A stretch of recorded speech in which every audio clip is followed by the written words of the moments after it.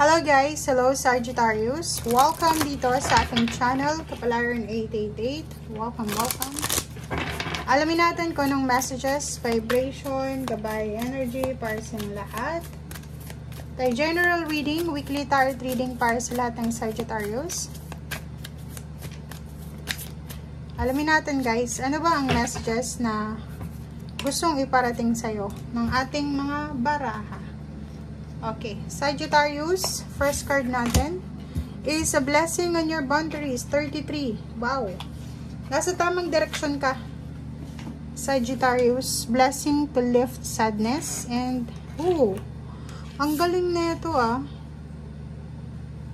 So, kung makikita mo dito, mayroong Sagittarius na na-involve siya. Na-involve siya sa pag-aaway. 7, 8, 9, 10. So, 10 na to. So, ibig sabihin, endings, closure na. So, may Sagittarius ditong na-involve siya sa mga pag-aaway. Like, for example, hiwalayan, kampihan. Sorry. And this week, napakaganda neto. Kasi, magkakaroon ka ng blessing for unity. 'Di ba? Makakabati mo yung mga taong naging kaaway mo, or yung mga issues na like nagkaroon ng parang yung taong naging dahilan ng division, ng relationship, ng pag-aaway ay posibleng maayos na. 'Di ba? So like for example, involved ka sa mga pag-aaway na nagkakampihan or kung ano man to ng mga issues dati, sa emotional man yan or financial, posibleng maayos mo na siya sa linggong ito. Blessing to lift sadness and 33 to. Sinasabi ng baraha sa'yo dito na may blessing ka this week. Okay, so this week, ang sinasabi ng baraha na may mga taong nakasakit sa'yo. May mga tao din na nasaktan mo. Okay?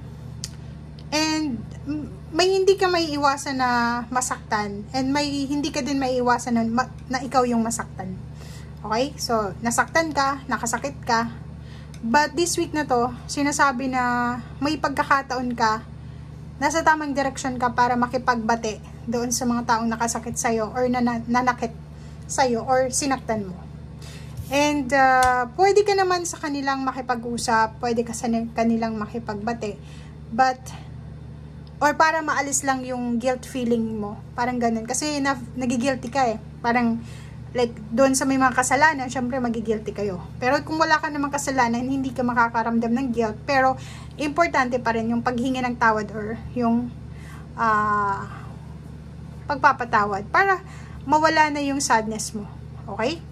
But, kailangan mong proteksyonan ang sarili mo. So, kailangan mong, para hindi ka na masyadong mag-alala, proteksyonan mo yung sarili mo, and then maglagay ka ng boundaries. 'Di ba? Pwede ka namang makipagbate ng hindi ka nakikipag-usap na. Pwede ka naman makipagbate, pwede kang magpatawad na wag mo na ibalik yung dating pagsasama nyo, 'di ba? So, 'yun ang sinasabi ng baraha.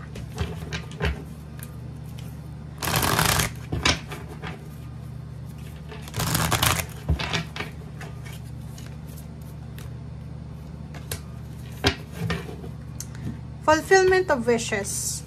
So, isa sa mga wini-wish mo ngayon, ang nakikita ko sir dito, Sagittarius, is matagal mong pinagpipray. Kung isa kang anak, pwedeng anak ka ng syempre ng nanay mo or tatay mo, and then yung magulang mo, may mga kaaway silang kapatid nila, kapamilya. Siguro sa isa sa mga dadasal mo is maayos na yung magkaroon na ng unity eh. Kasi parang nandun kayo sa like may kaaway yung magulang mo, kaaway yung tiyahin mo, tiyuhin mo. Nandun kayo sa gitna eh. Hindi nyo alam kung ano yung gagawin nyo. 'Di ba? Kasi kung makikipagbati kayo doon sa tiyuhin mo or tiyahin, parang betrayal naman yun sa magulang mo. Parang ganon. If kung sumunod ka naman sa magulang mo, parang hindi mo naman alam kung ano yung tama at mali. So, parang isa yun sa wini-wish mo na posibleng magkaroon na ng closure sa linggong ito. Okay? So, magkakaroon ng blessing for unity sa mga division, sa mga pag-aaway-away, kompetisyon, o ano pa man. And isa din sa mga fulfillment ng wishes mo ngayon is pera. Pwedeng ang tagal mong unemployed, ang tagal mong walang pera, posibleng makatanggap ka ng offer, job offer, or posibleng 1 week ka nang nagtatrabaho or 1 month, makatanggap ka na ng salary. Parang ganon. And next card natin is etong travel. Sinasabi ng barahan na may iba ditong Sagittarius na minamanifest nilang tumira sa ibang bansa. Yung makapag-migrate, diba? And possible ito guys. Sinasabi ng barahan na posibleng isa sa mga wini-wish mo na lugar or travel plans ang posibleng magawa mo sa linggong ito. Pwedeng nakabakasyon ka, kasama ang buong pamilya mo, and nagta-travel ka ngayon sa dream country mo, or dream city, or dream province, or kung ano pa man yan, or kung saan pa man yan. Okay?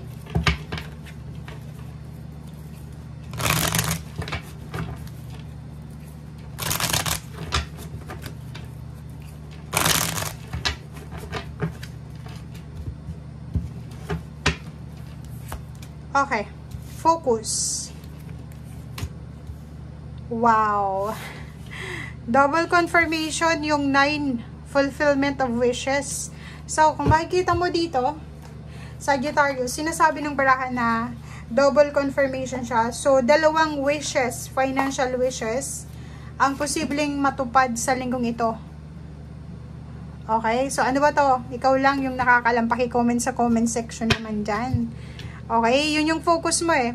Ang focus mo, simula sa linggong ito na matupad yung 2 sa wini-wish mo, lalo na sa usaping pera.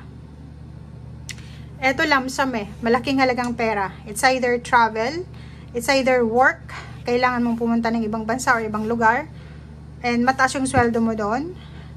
Or pwedeng inheritance, or pwedeng promotion, or kung ano man yan. Comment down below. So yun, diba oh. Naghihintay ka eh. Naghihintay ka, ang tagal-tagal mo tong hinihintay, and then sa wakas, dumating na siya. Ang tagal mong hinintay to na financial fulfillment na to, lump sum, and then, at last, dumating na siya. So, nakikita natin dito na siguro isa sa mga naging issue dito kung bakit nag-away-away, or may mga issues dito na parang gusto mo nang sumuko, is dahil sa pera. Pwedeng nagpahiram ng malaking halagang pera, nag-away-away kasi nung siningil na, nagalit na, parang ganon. So, isa sa mga financial issues na parang gusto mo na dating isuko, ang mabibigyan ng justice sa ngayon. Oh, tingnan mo. 'Di ba? So, may new beginnings dito. Iikot yung Wheel of Fortune para ibigay naman sa'yo yung para sa'yo talaga na financial wish. 'Di ba? Double confirmation din to. 2 baraha yung travel. 6 din siya. 6 of Swords. Ito 6 of Swords din. May iba sa inyo dito magta-travel this week. Hahanapin nyo yung financial wish nyo. Freedom. O mag-explore. May magta-travel dito. Paki-comment sa comment section, Sagittarius, if magta-travel ka para mag-explore, magbakasyon, mag-adventure, or magta-travel ka para lumipat ng mas magandang company, mas magandang trabaho, or magta-travel ka dahil sa relationship para sa pagkikita nyo ng karelasyon nyo, or magta-travel ka nang hindi mo pinag-iisipan sa linggong ito. Kasi kung makikita mo dito, pwedeng may iba sa inyo dito na magta-travel kayo dahil sa may pera kayong hawak, may ipon, magta-travel kayo kasi parang yun lang yung naisip nyo sa linggong ito, mag-travel kaya ako. Parang ganun. So, yun. So, isa double confirmation, triple confirmation to para sa lahat ng Sagittarius na may stability. Merong 2 dito na financial success. Yung feminine and masculine ng earth signs na King and Queen of Pentacles is nandito. Plus, merong fire sign na empowerment, diba, Emperor. Plus, may strength. Lahat major arcana to eh. 1, 2, 3, 4. 4 major arcana siya na sinasabi na 4 major events, 4 major blessings. Ito talaga travel to. Victory and success. Ito din travel. So, good health, good fortune, may tataas yung posisyon sa trabaho, may tataas yung revenue, may malaking swerte to. Okay? Pwedeng pagtaas ng tingin sa sarili, respect, recognition, rewards, awards, empowerment, money, fame, good health, friendship. Yun ang nakikita natin. So, ang dami-daming pwedeng mangyari sa'yo ngayong April na to, nasisimulan ngayong April 1 to 7. Thank you guys. Bye!